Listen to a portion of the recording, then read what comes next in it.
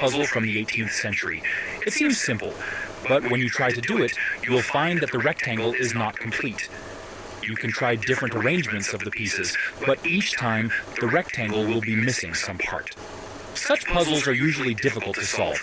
You need to find the correct orientation for each piece.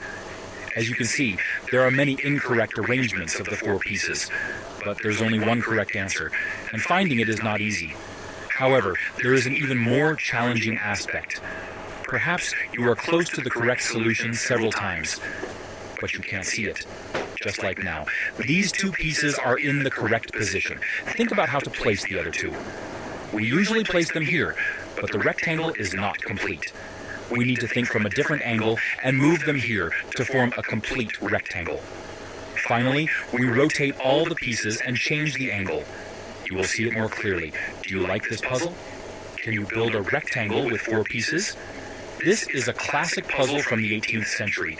It seems